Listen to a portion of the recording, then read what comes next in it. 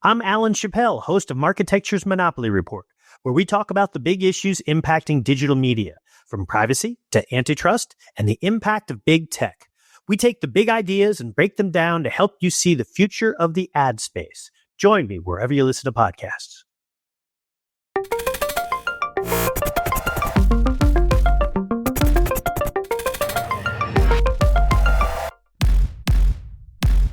Welcome to the Monopoly Report. The Monopoly Report is dedicated to chronicling and analyzing the impact of antitrust and other regulations on the global advertising economy. If you are new to the Monopoly Report, you can subscribe to our weekly newsletter at monopoly.marketecture.tv, and you can check out all of the Monopoly Report podcasts at monopolyreportpod.com. I'm Alan Chapell. This week, my guests are Erez Levin and Gareth Glaser. Gareth is a programmatic veteran and entrepreneur, beginning his career at AppNexus in 2011. He sold his most recent project, RTK, to Rubicon in 2019 and served as the chair of Prebid while heading all of Magnite's header bidding products.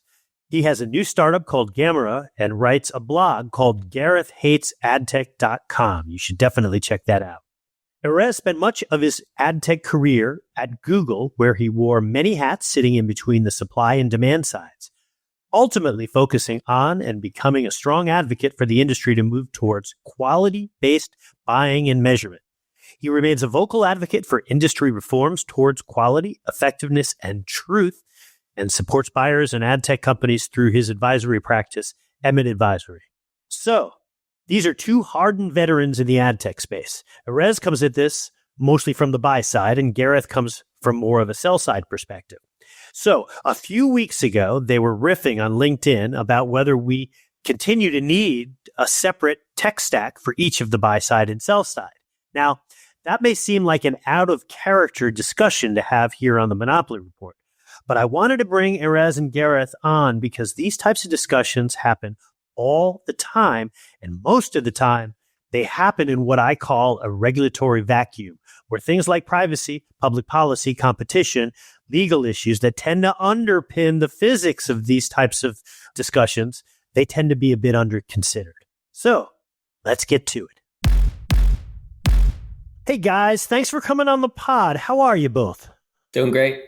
So, this is sort of a unique discussion for the Monopoly Report. This all started from a separate discussion that took place on LinkedIn, which started with the assertion that DSPs and SSPs are converging. We've heard that before. And then they morphed into a debate about whether we even needed separate buy-side and sell-side ad tech.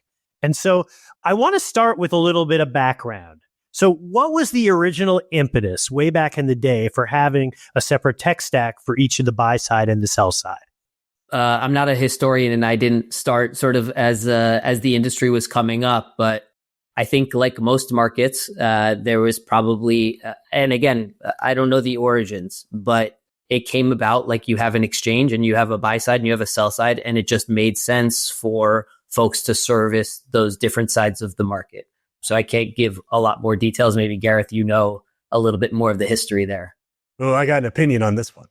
So I actually think you're right. I think you're largely right? Where there emerges a desire for somebody to service both sides of the market. But I think what it primarily came from was originally, and this is before real-time bidding, the market consisted entirely of networks that were basically isolated pods of liquidity. And real-time bidding, in its first incarnation, which is debatable, it was either AdECN or Right Media.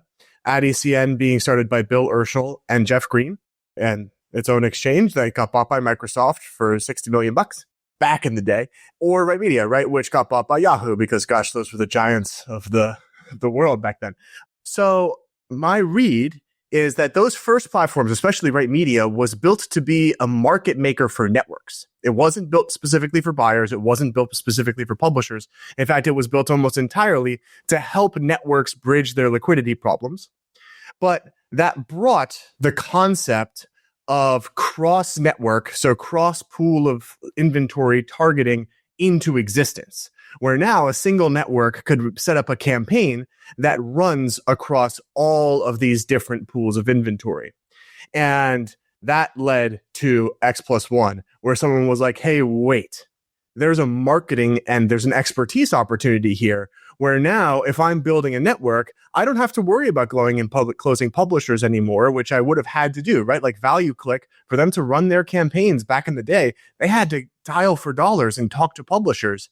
And now that we had this pooled, connected source of liquidity, a company could say, ooh, I'm going to differentiate myself. And I'm going to come out and I'm going to say, listen, all that I do is represent the interests of buyers. That's all that I do. And I'm really good at it. And I use a platform like this, or I build my own bidder. Back then, this is before OpenRTB. So they're all building their own things. I'm going to build my own infrastructure to just run campaigns. And I think that was the emergence where we had networks and it was probably like a portion technology, but really I think it was marketing. It was, hey, I can differentiate my business here, where there wasn't really a need so much as there was an opportunity for a company to come in and say, oh, this is all I do. You should work with me. I feel like you've articulated very well the solution, but in my view, and again, I'm saying this as the lawyer, so I don't know what the heck I'm talking about, but the problem that was being addressed were really twofold. Number one, advertisers and publishers fundamentally don't trust each other, and so nobody wanted to rely on each other's numbers. Therefore, each needed to have some ability or independent counting methodology. And number two, advertisers, because there were multiple networks and multiple publishers, advertisers wanted to have some ability to measure and count across multiple campaigns, across multiple networks. And so therefore, the advertiser absolutely needed to have a separate counting methodology. Yeah, so I want to distinguish between two pieces of technology, right? The counting is handled by the ad server. So this is Dart for advertisers, Dart for publishers. Those are the tools that were responsible for all counts. And there are actually discrepancies between the DSPs, right, the demand side platforms, and the buy side ad servers, where DFA, the buy side ad server will say, hey, you served this many ads. Here's how they performed. Meanwhile, the DSP, X+1 or Media Math goes, well, actually, we think we served this many ads and this is what I'm billing you for. Now they have to argue about it. So I don't think the problem that the DSPs and exchanges solved so much was counting. That's remained the purview of the ad server. This was really, like Erez said, running the campaigns. That was their job. That's an interesting one too, though. And boy, I'm going to throw us down a rat hole, but what the hell? This is my pod. The reason you have DSPs in many respects is because of what happened with DoubleClick. DoubleClick and Abacus, with their little privacy fiasco circa 2000, caused the ad server to be stripped down in functionality. I think my read was they were very worried about it doing anything other than being a dumb hype. They didn't want them really creating profiles. And so because of that vacuum, the DSP stepped into, and that's where you get into all the targeting and all the other stuff. Yeah, I'm not familiar with the Abacus debacle, but that's I would totally buy that, even though Google blew it up because they integrated DV360 and DFA and made them all one thing. Yeah, we're really weird here how we pay attention to things. The most important thing in the year 2000 was, oh my God, you cannot merge people's real world identities with their surfing habits. And then we're now in a world where what was it, 2016? It might have been a little earlier where Google just said, oh no, we're doing that and deal with it. And then drop the mic and you're okay. Yeah, man. Me and Adam Heimlich talk all the time about how, in the early 2010s, right? Every ad tech contract that I dealt with, and I dealt with lots of them, was really explicit. You cannot pass me any PII. You do not do it. If you give me any of it, I am not responsible in any way, shape, or form. It's a violation of these terms, blah, blah, blah. And now we live in this world where we're shooting around PII left and right. It's we're going to use email addresses. We're going to use all this stuff. It's these companies historically have not trusted themselves to handle these things. Yeah, that's a whole other pod. I mean, every ad tech company in history, their entire privacy program was in one sentence: we don't touch PII. Yeah. And like, that was it. All right. Okay. Don't give it to us. So I want to get us back though on track a little bit. So Gareth, you had made the argument that the ad space doesn't really need DSPs and SSPs anymore. And I'm just curious, is that just a nomenclature issue, or there is a reason that we don't need separate buy side and sell side tools? And does this get into what you're saying, like you're separating DSP from ad server? Yeah. So my impetus for this, and I'll try and keep it short, is pre-bid, and I like have a whole spiel about this. But pre-bid and SSPs have tremendous feature overlap at this point, an undeniable amount of feature overlap. And I think what we've come to realize is that the concept of protecting the interests of publishers is actually a relatively fraught one, because in a flat first price auction environment, I'm not even sure what it means. Like, I'm not sure what interests are being protected. Nor, even if they did exist, even if someone could explain to me really well, oh, well, here is what we're doing to protect the interests of publishers. Do I trust a company that's being paid on a revenue share to do that? I'm not sure that I do. So the trajectory that we're now seeing is because of the functionality duplication that exists between exchanges and pre-bid.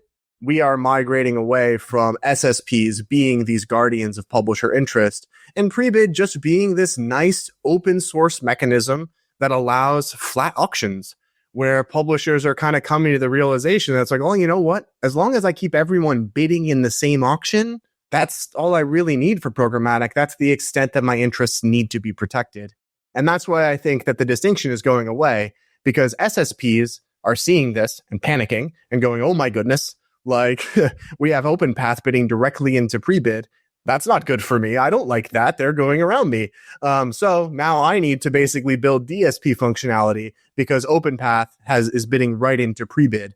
And we're entering this world where there's just pre-bid bidders. And that's like kind of the future. And again, I think this does come down to nomenclature. And so I think of SSP by its sort of literal, the word supply side platform, and DSP is demand side platform. So two sort of technology layers and entities that are really representing one side of the market or the other. And so in that sense, I still think that there is that need. And so I don't know if pre-bid falls on one or the other, or it's neither. One of my sort of views, and this is a bigger thesis that I'm still sort of working on, is the concept of markets generally, our market, but all markets, two-sided, multi-sided, being cooperative or being adversarial. And there's sort of a range. And as I've done little research, I honestly came into this industry, programmatic was this cat and mouse game. So it's inherently this adversarial thing. And I almost assumed that all markets were adversarial to some degree. And what I've learned is that's not necessarily true. A lot of markets, and maybe even most markets, are more cooperative than they are adversarial. And even advertising was more cooperative before it became digitized, before we got into this sort of automated real-time system, which almost inherently made it much more adversarial. And so my view is, yes, there's going to be a part of our market that returns, right? Deals, premium inventory, really scarce, that is much more cooperative, that doesn't need to live in this adversarial world where you don't need a separate buy and sell side. You just need sort of these two, you can have the publisher and advertiser talk and have one technology that's helping facilitate that. But I still think the majority of the market, this sort of really liquid market, requires different entities representing each of those different sides, because they're not just adversarial with each other, but with their peers, right? Buyers are adversarial with their competitors, and they're advertising competitors and trying to get an edge over them on access and price, and then same thing on the publisher side. So does that make sense to you, Gareth? Yeah, I think that the world that's scary in the programmatically traded world is one where demand is really consolidated. Because if demand is really consolidated in a programmatic environment, they can set prices. And they can set prices that are divorced from the value generated by the inventory. And don't get me wrong, there's a level of that happens everywhere. But that's where you see Google taking a 50 or 60% margin, right? Because they can. They know, oh, my post-click reporting for this advertiser on GDN is driving a net effective CPM of $10, but I know I can get this inventory from this publisher at $4, and there's not really another game in town. So I'm going to pay him the $4. Where things become more collaborative, where there are economies of scale, is when there's competition on the buy side.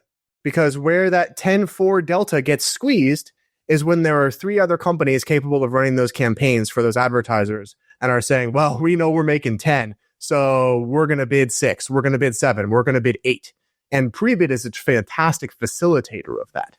So my fear, and where I think this becomes really honestly cooperative for independent ad tech, is we all need websites to survive if we're going to have an independent web. Websites survive by making higher prices from their ads. The way to make higher prices from their ads is competition. The more that I think about any other solution to make more money from your ads, anything that's not competition is just scary to me. It seems fragile. But to your point, that's sort of the trouble here, is that we might very well have some competition on the sell side if the DOJ has its way. But the sad reality about what's going on with the DOJ remedies in the ad tech case is that they almost entirely keep off of the buy side. And so you may find yourself to have additional competition on the sell side, but you're still going to have Google owning all of this demand. And I'm not sure where we go with that. But Erez, yeah, I know. Just on the last point. So of course, if all the demand is concentrated in one player, that's really bad. I don't see that happening, right? There's going to be enough sort of different buy side competitors and demand coming together. Maybe it will consolidate, but it's not going to be one and probably not 2 or 3. I think the factor that we've not really thought about as much, and something I think about a lot, is the scarcity of supply. Right now, the buy side does not treat the supply side as a scarce commodity. It is, right? Especially higher quality inventory, time, attention. Those are all really scarce, but we don't treat them as scarce commodity because you can always create a replica, another cookie, another, real or not, and more impressions and stuff them on a page. And so that to me is actually one of the bigger issues. When I don't think the buy side can set prices if there's scarce supply. And I think this is actually going to move, the power is going to move more into the sell side that has some of that scarce, higher value, higher quality supply. Sounds like you disagree, Gareth. Well, I happen to be in a company, so shamelessly plugging myself. My business is the evaluation and the quantification of the quality of publisher inventory. That's what I do. So I do it without judgment, though. And I think that that's really important because when I say without judgment, I mean we should be working to quantify the components of inventory just as accurately as possible and then making them optimizable nodes in campaigns. The reason that I draw a distinction between this and attention and the concept of quality is because I think that we have this really nasty habit in ad tech of replacing old gods with new ones and not thinking about why we are doing the new thing and what the actual components of the new thing are. And so I trade in components.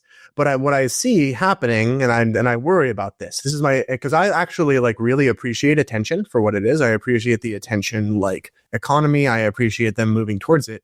But I worry that we are just making a new viewability and we're going to have buyers buying cookie IDs with attention scores. And that's and that's where we end up. And that's the new thing. And that doesn't solve the issue.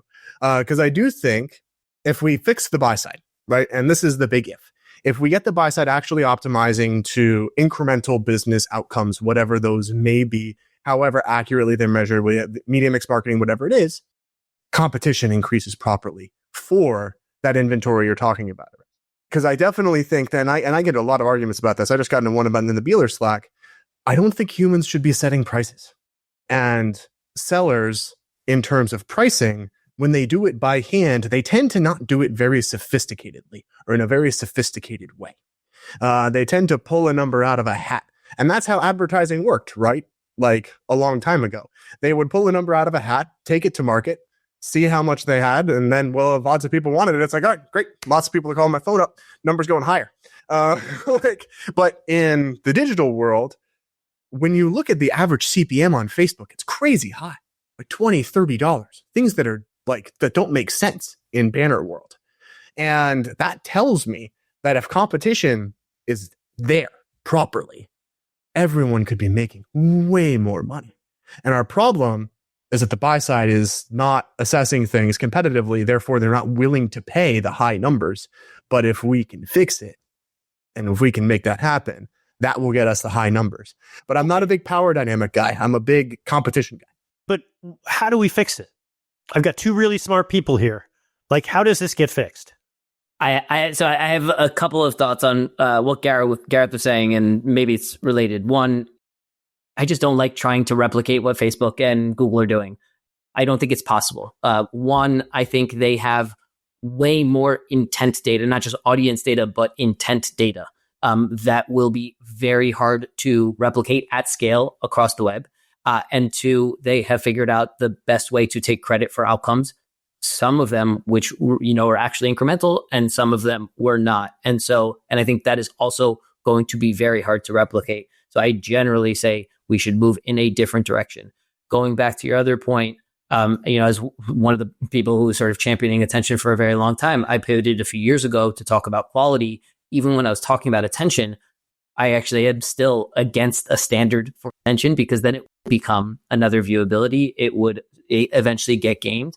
What my sort of big focus as a marketer, as somebody who sort of thinks about the effectiveness of marketing, short and long-term value, most media should be thought of in terms of its relative value, not in terms of its absolute value. And so, humans shouldn't be setting prices. They can set a maximum sort of price for an impression or types of media based on what they think, conversion rates and brand lift and things like that, and how that's going to affect their, return on ad spend. But generally speaking, they should be thinking about the relative value of that media. And going back to your competition guy, so am I. I'm a supply and demand guy. And so based on the available supply, based on the demand for that supply, the systems should be deciding how to price that, right? How to find the best price available to fulfill whatever the objectives of that campaign are. We're comically aligned on the second one, so I'm just going to leave that one. But the first one, so I've done a lot of media buying on Facebook for various things, and a lot of my buddies are in D2C. I am not so sure that their data is so good. And don't get me wrong, my reason for this is a simple one, and it is, one, their internal consistency in reporting, their engineering generally across the board for their ad system is like a albatross. Like it's not a reliable system. But two is, if you set up the same campaign 5 different times, same creative, same everything, performance will vary wildly. And what that tells me is that the chance component means that there is not so much like proactive intelligence when you're setting up a campaign, and they have like, this data set is going to work for this campaign. They have data sets that are underneath the hood. They throw the campaign out there, and if you get a good one, you get hot and you go. If you don't, you don't. So I think we can take them. So here's 2 things I would just challenge. Number one, if you compare Meta and Google in terms of data quality and depth to any publisher anywhere, they're 100 times better. So you might be right that Meta's data is kind of crappy, but it's all relative, because as compared to like the New York Times, not to pick on them, but like Meta's data is significantly better. But that's not really my number one point. My point is that you're pointing to campaigns and you're saying the same campaign conducted 4 times has widely variant outcomes. Isn't that less an evidence of bad data and the fact that the algorithm is really weird and it may not be working in your best interests? Well, on your first point, I'm not a believer in publisher data. And this is, I am as it pertains to the quality of the inventory. But I think publishers have been sold fool's gold for a while here, with people telling them your savior is your first party data. I just don't think, I think that your point is super salient. Like even the New York Times, who probably has spectacular data, it doesn't compare to intent data from the buy side.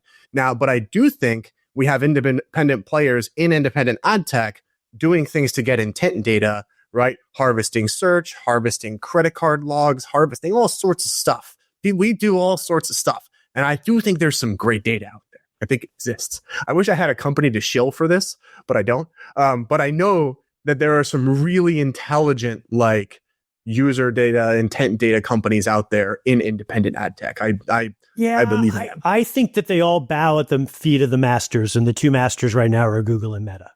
Yeah, I mean, Google, I don't think anyone's ever gonna. If they're pulling search data across, just keep in mind. But I actually know I want to harp on the second point though, Erez, so not to cut you off, but you're holding that out as a data quality problem, and I think it could be evidence of a whole bunch of other problems, but really underlying a trust problem. Because if you're holding 4 campaigns and having 4 wildly different outcomes with the same creative, something is amiss, and data would not be the first thing I would look at. No? I tend not to blame malice where incompetence is an explanation. I think it's incompetence. I really think there is an optimal way for that campaign to run, and if they could get it fast, they would. So just on that point, I've long believed that we've overinvested in DR, right? And money needs to move back towards sort of mid and upper funnel. And that also means that intent data has been overvalued. It's not been that incremental. And that includes on the walled gardens and off the walled gardens. And as we sort of realize it's not been that incremental, it's something that, the walled gardens do. And unfortunately, the industry is sort of so hypnotized by averages, right? They look at average click-through rates and average conversions and things like that. But there's a long tail of stuff that doesn't actually work. But on the whole, the campaign did. So they could actually cut off a lot of that fat. But I think as things move towards that mid and upper funnel, that's where I would challenge you, Gareth, that I think that publisher data, it's not very rich in intent signals, but it's still more valuable than potentially other, first of all, other inventory that maybe doesn't have even basic demographic data or some other sort of insights that you might know about a user. And even more so than the walled gardens, which will continue to try to just sort of take credit for outcomes that were likely going to happen anyway. So how much is, and you just touched on this, Erez, so how much is attribution theft, or just the ability to sit, if you have a big enough footprint out there within the interwebs, what's your ability to claim credit for things that you might not deserve credit for? Like, how much is attribution theft a thing? And how much is that, like, if we could solve for that today, how much of that would address some of the other concerns that we're sort of quibbling over? I'm biased, but I think it's a very big thing. How much, I don't know, but in the double digit percentages easily. And I think it sort of corrupts everything, right? It just sort of steals money from other opportunities, other valuable media that could not be attributed to an outcome, right? As easily, or something else was able to take credit for it more easily. And so I think there's going to be sort of a big reset of sorts if and when we move folks off of sort of that obsession with attribution. This is a bit of an aside, but I think it's still relevant. I ran a poll last week, maybe you saw it, and I asked people, of all of the purchases they make in a given day, what percentage do they think were influenced by an ad that they saw in the previous 7 days? And it was an overwhelming, like 80+% said less than 5% of the things that they bought in a given day, in a given week, were influenced by an ad that they saw in that 7 days before. Most of the things that we buy is not just based on that last click. It's not that thing that you saw on Meta. You're spending, 100% of whatever you're spending is for that year. Most of those things are ads that you've been seeing for months and years. And so those are things that you cannot do attribution for. Those are the things that we need to understand, not just TV, but billboards, and also what car your grandfather drove. And those are the things that are getting undervalued today in our marketing system. Gareth, agree, disagree? Yeah. So I think that there are two separate parts of the market to consider here. One part is what I refer to as boardroom budgets. So boardroom budgets are large brands that have significant marketing budgets deployed across lots and lots of channels. For them, I completely agree. If they're running on Facebook as one of their channels, or Google as one of their channels, and they're looking at post-click conversions, or they're like just looking at platform numbers in Facebook or in Google, yes, it is a problem. I am not sure, however, the extent to which the big brands actually do this. Because my understanding is people who are spending, once you're over $50 million a year in marketing spend, you tend to get smart and know that, hey, if I count up all my conversion numbers in Facebook and all my conversion numbers in Google, it's bigger than our sales as a company for the year. So something is wrong. I can confirm. I can confirm. I don't want to interrupt, but I can confirm that is not accurate. There are certainly some, I call them enterprise buyers, that are buying the smart way, but there are a lot that are wasting their money, right? My passion of fake in-stream. There's a lot of very big buyers that are buying this stuff and overpaying for it in a very large magnitude and valuing things according to view-through conversions and viewability and all that kind of stuff. And so they are not immune. I have one metric for you, and this sort of, I think, drives home the whole shebang. The people who are writing all of the checks have almost zero influence in how the marketplace is set up. So I don't know if you want to call that smart. Well, they're not writing all the SMBs, and I want to hear the rest of your thesis, Gareth, because I think you're going to contrast that to SMBs, which I think is a very fair sort of split. Go ahead. That's exactly right. And when I talk about going after Facebook and Google money, I'm talking about the SMBs. I'm talking about single channel advertisers who only run their marketing because their budgets are not huge. They spend a couple $1 million a year tops. Those are the big ones. The small ones are spending $50,000 a month, and they just run on Facebook. And it does increase their sales. I do not think that the incrementality problem is as pronounced for people like that.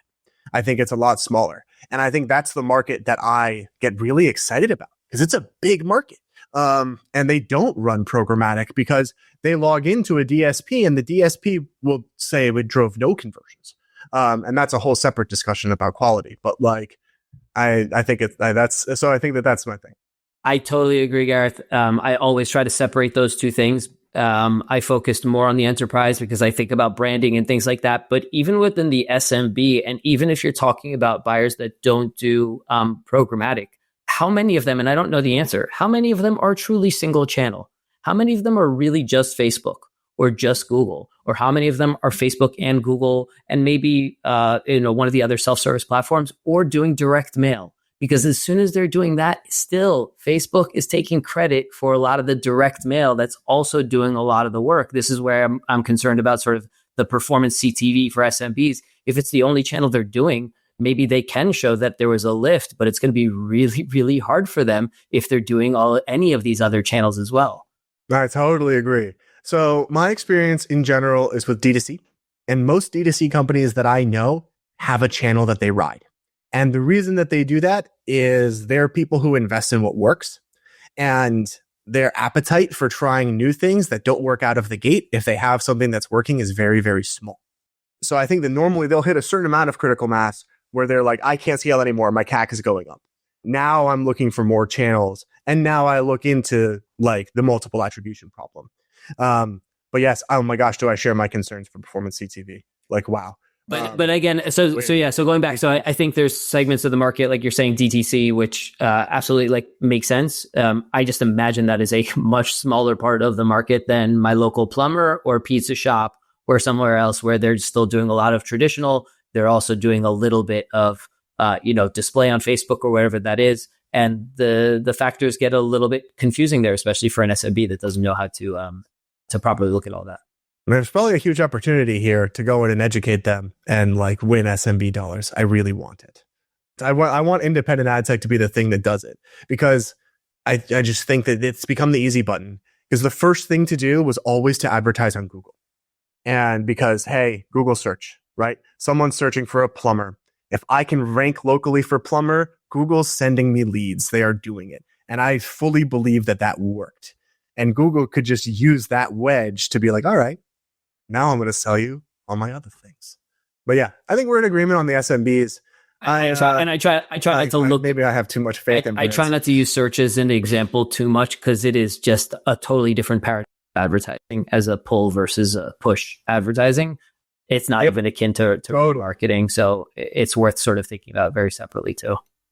So this has been a fascinating discussion. I got one more question for you guys. I'm going to ask for your reaction to something.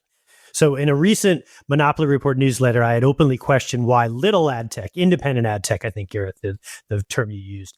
Why does little ad tech need to move to an ID-less targeting world when big tech effectively gets to continue to build a footprint that in many instances leads to real-world identities?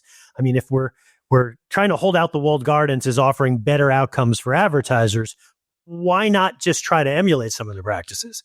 Why the push to be cleaner than clean when you know the direct competition has got a howitzer, to mix metaphors? Anybody want to jump into that? Oh, I'll gladly do it. I'm very opinionated about this one.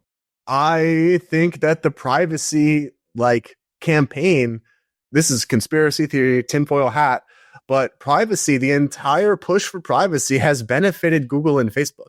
Don't get me wrong, the fines have been unpleasant for them, but the additional regulation hurts little ad tech. Cost of doing business, my friend. That's a rounding error. I totally agree. And it just destroys little ad tech, because if we're not allowed to have IDs, meanwhile, they have Gmail, right? They have login. Facebook makes users log in. They have tremendous ability to get consent, really coercive ability to get consent. They can really get users to give them everything. So the entire privacy initiative where users need to have all this say and we do all this TCS stuff, my gosh, I'm applying for a GVL ID right now. It's wild. And it just, the whole thing is it shores up their moats. It makes them more powerful. Privacy is something that is a sword for big tech. It's not something that puts them on the defensive by any stretch of the imagination. So I have been very vocal in we need to stop being scared of IDs. There's nothing wrong with cookies. In fact, they're remarkably anonymous compared to the alternatives. And so okay, Erez, I would love your reaction. I agree with that piece. My perspective is that data is not as valuable for the walled gardens as we pretend it is, right? Outside of the DTCs, the single channel advertisers that can really be confident in whatever attribution is truly incremental, the vast majority of advertisers, from big enterprises to even larger, medium-sized businesses, are advertising on multiple channels. And so having an ID in one place that you cannot connect to all the other touch points like you could with could with the cookie before, it doesn't make it useless, but let's not ascribe too much sort of value and power to it when in reality, buyers are going to have to find all kinds of different ways to do measurement and understand the value of different media, which a lot of the walled gardens, a lot of their inventory is lower quality. It's longer tail. Just because as an ID, it's still a small little ad. It's still something, it's still a music videos playing on the background of my TV that I'm not even in the room for. And so I think there's other ways that we can assign value beyond the IDs that'll actually show that some of the open internet is more valuable than what's in these walled gardens, even with their IDs. Okay, so it sounds like we're actually in more agreement on this than I thought we would be. The one bit of daylight I would say, Erez, is I agree with your sentiment, but if you take it to its logical conclusion, which is that a ID-less environment is at best, 75% as effective as an ID environment. I mean, those are all the sandbox tests, and those are the ones that were more beneficial to the sandbox. That's a huge delta. And so I guess I would still go back to my question is why in the world is little ad tech talking about moving away from IDs to protect privacy when our biggest competitors are have IDs and actually have IDs that are linked to identity? If it was a 95 to 100% delta, I feel like you can make a moral argument that you go ID free. But if it's a 60% to 100% argument in terms of effectiveness, really hard to make that argument, no? I think the delta is not as big as sort of, various tests that had flaws in them tell. And again, I think there's other variables. It's not just the ID, but ultimately I do think that the premium internet, the premium open internet, will move into a much more sort of authenticated, logged in sort of world. And so they'll be able to compete in theory on just sort of having an ID, which will have some benefits, but not in terms of attribution. Okay, well that makes sense. Gareth, what's your response? I mean, there's wishing the world was a better place, and there's dealing with it as it is now. If advertisers were successfully convinced to be smarter about how they attribute things, like, yes, we could move away from cookies and we can move away from IDs. But until that happens, the destruction that will be reaped upon little ad tech by abandoning IDs will be so profound. like we will be in such trouble that we need to do everything we can to remind the public. I think that there's like a public sentiment here. There's also a lobbying component, like that this initiative is not, it says it's for users, but it's not. Like what this is for monopolists to increase their moat.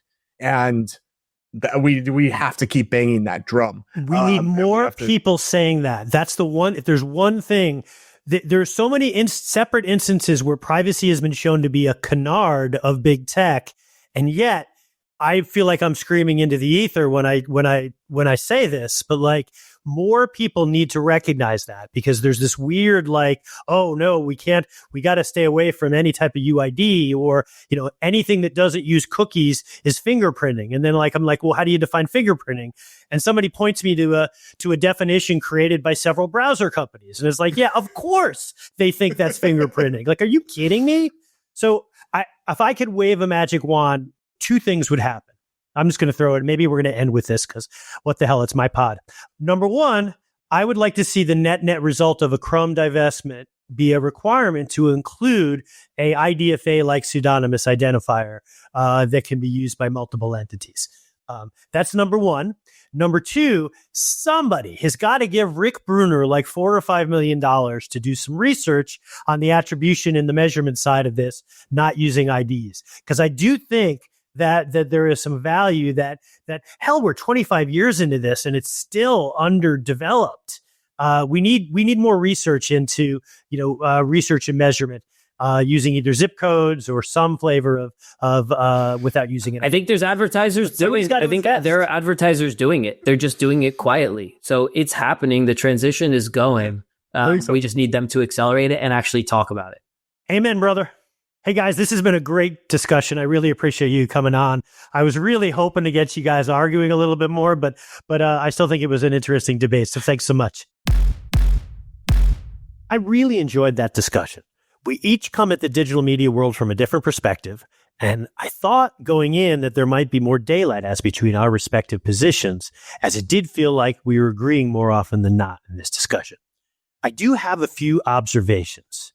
I was struck by Gareth's claim that there is so much variance in terms of campaign metrics in walled garden ad campaigns.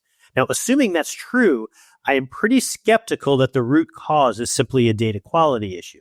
I guess you can judge for yourself. And I was happy to find at least some common ground on the idea that moving away from pseudonymous UIDs when the walled gardens are not playing by those same rules could have a catastrophic impact on little ad tech and even some publishers. And Erez made a great point in that there are at least some brand advertisers who have figured out compelling measurement models, but they just aren't talking about them yet. So here's hoping that we see more advertisers, particularly the larger ones, take a more vocal approach in touting what's working, as that will help shape the marketplace towards quality. We've got a bunch of other fantastic guests coming up on the Monopoly Report podcast over the next few weeks, including a discussion with Erez Levin talking about his new book, Yield. I can promise you that my interview with Erez will be unique. I've got some great questions in mind. Please subscribe to the show at monopolyreportpod.com or on Spotify, Apple, YouTube, or wherever you listen to your podcasts. And thanks for listening. Thank you for listening to the Marketecture Podcast. New episodes come out every Friday, and an insightful vendor interview is published each Monday. You can subscribe to our library of hundreds of executive interviews at marketecture.tv. You can also sign up for free for our weekly newsletter with my original strategic insights on the week's news at news.marketecture.tv. And if you're feeling social, we operate a vibrant Slack community that you can apply to join at adtechgod.com.